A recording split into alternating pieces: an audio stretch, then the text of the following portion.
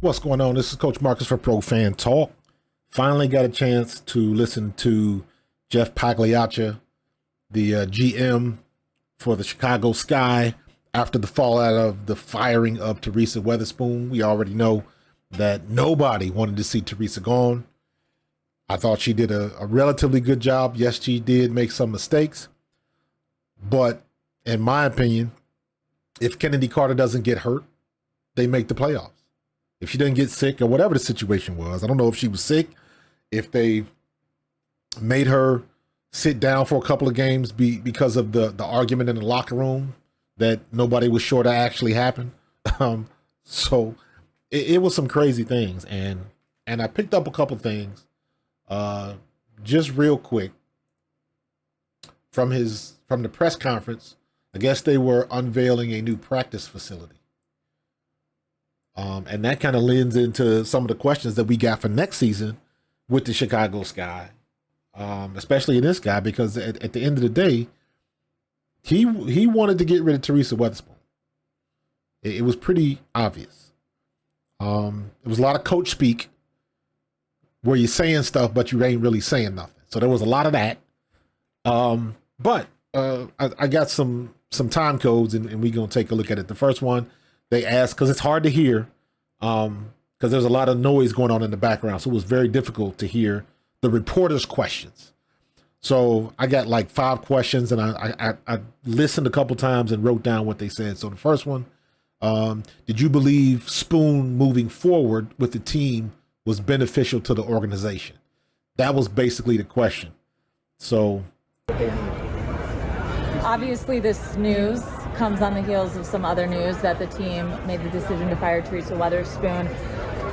Was there a catalyst to that decision? Because obviously when she was hired, her inexperience was well established. So something concrete happened that made you all believe that moving forward with her another season would not be beneficial to the team? Well, first I want to say that here come the coach speak. Respect for Spoon.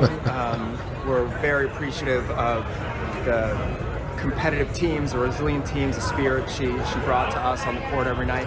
And look, as an organization, we just felt it was time to make a change.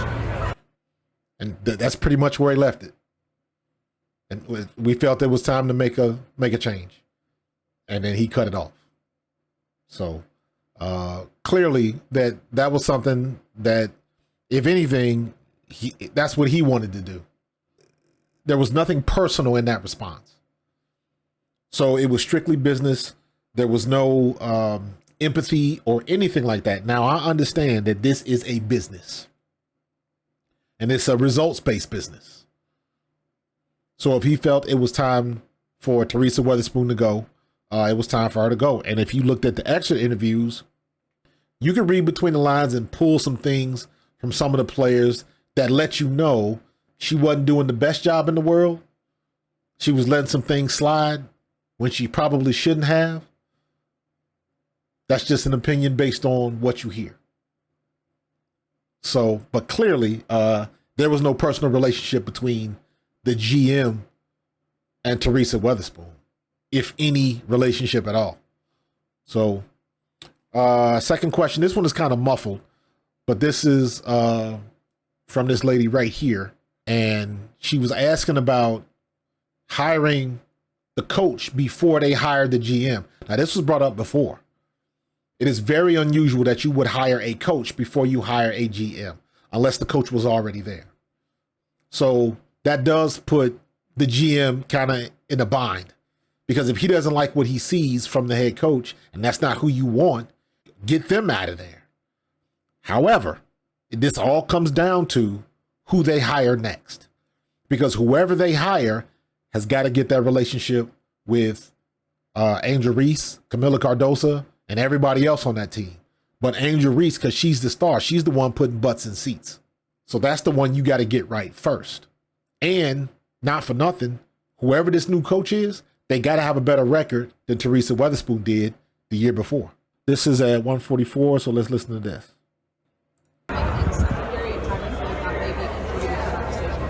I don't know if it contributed to the decision at all, but obviously it's rare that the GM is hired afterwards. But you know, he just said it's rare that the GM is hired after a head coach is chosen. All right. Here's this is the question I was talking about. This girl, she's asking, do you have to smooth some feathers with Angel and Kennedy by what they posted on social media? And she's referencing that you could tell that they were very upset with the firing. And this was his response. Do you need to smooth some feathers with Angel and Kennedy? Because they were very, very upset with the way they put out social media.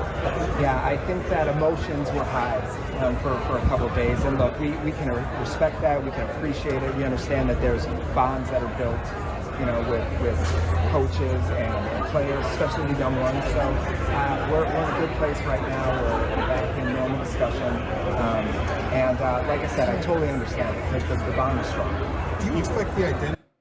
So that's kind of a good answer. I mean, you expected emotions to be high, but again, this is a business and you got to treat it as a business. And it will be very interesting to see how Angel Reese reacts to the decisions that are made going forward, because I'm not sure how much you play for the organization. And it's going to be interesting to see how much leeway and how much maneuverability she has as a second year player. And I gotta do some more homework on how their contracts are structured, because I would think that the rookies and going into being a second year player, you just can't make waves like that. Or maybe you can. That's what I got to find out. And the one thing is where is she going? Is she going to go to a winner, or it's some different things coming? And a lot of this is going to probably expedite them opting out of the CBA and redoing it, especially with all this money coming in. With the influx of money, with the $2.2 billion and all that kind of stuff coming into the league, that's going to give a boost to all of the organizations, which is why they can probably afford now to build a new rec center. And that's one of the first things I heard about was where the Sky practicing at a rec center, no privacy, no locker rooms, nothing like that. So they're trying to solve that problem. Your marquee player is upset by the decisions, because at the end of the day, the GM is responsible for putting together a winner, not Angel Reese. So I understand it. It'll be very interesting to see how they maneuver going forward. The next one right after this was, do you expect the identity of the team to change with the new personnel, new ideas, and philosophy that will be coming in, like with a new coach and all of that? Whoever they decide to hire, if they want to bring in new ideas, is the identity of the team going to change? And here was his answer. Change. You get a new coach who has the new ideas and philosophies that are different. Do you expect the identity to change, and what do you want it to be? I felt like our identity a lot of time was really good. We want to be that tough team, that strong team, that defensive team, that team with a lot of grit. And look, a new coach is going to bring in what their identity is going to be. I have my vision. We're going to try to find some people to make sure we're playing really hard and we're bringing the right people in to do it. Did you catch what he said? He said our identity a lot of times was really good. You either got a team identity or you don't. It's not about a lot of times. It's not about sometimes it was good. You already know the highs and lows you have as a team. Or maybe he doesn't. I don't know. But that comes with the territory. You could have a good team, and that good team can have some highs and some lows. And it's going to go like that. All of the teams have the same thing. Doesn't matter if you're a good team. It doesn't matter if you're the Chicago Sky or the Minnesota Lynx. As a team, you're going to have ups and downs. That's consistent across all sports. The Michael Jordan Bulls, hockey teams, baseball teams, football team, the Kansas City Chiefs, Tom Brady's Patriots, all of them. That comes with the territory. That's the nature of the beast. So you can't have a team that sometimes we were really good and sometimes you either are or you aren't. And then that team, whatever it is, goes through those ups and downs together. So not necessarily a good answer by Jeff. I'd be curious what his sports history is, as far as did he play other than like rec ball or something like that, or is he just a rich kid with money that found himself with a franchise? Be interesting. And this is the last one. Basically, the person was asking, is the franchise's relationship good with Angel Reese? So Friends are a part of this thing when you have real friendships. So right now, is the franchise's relationship with Angel in a good spot? Franchise relationship with Angel is in a good spot. What do you? that was very cut and dry. So the answer is no, but he can't say that. he can't say that. And I saw some people online asking, they thought it was disrespectful that Angel Reese was not there. And I'm like, looking at that, should she have to be there? I don't know. There's not a lot of people, a lot of the kids. It looks like this is something for businesses. I don't know. I could be wrong. But Angel Reese is out and about, flying somewhere. Probably not even in town. Don't take too much into that. But very interesting. And I can understand why some of the people on the team might not like him. But that's the nature of professional sports. You're not going to always like your GM. But you still got to play because you got a contract.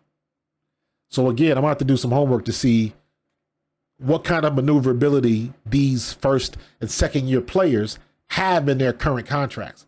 Where can Angel Reese move as a rookie? Can she get out of her contract and go somewhere else? I don't know. I'm not used to seeing that, but my brain is with the NFL, not with the WNBA. So those contracts are a little bit more advanced and they've got a little bit more tenure than the WNBA. They're just getting to that point. So I'm about to do some homework on that. But in the meantime, Jeff Pagliocca opening up a new practice facility for the Sky. And they got some big decisions coming up. A lot of teams do.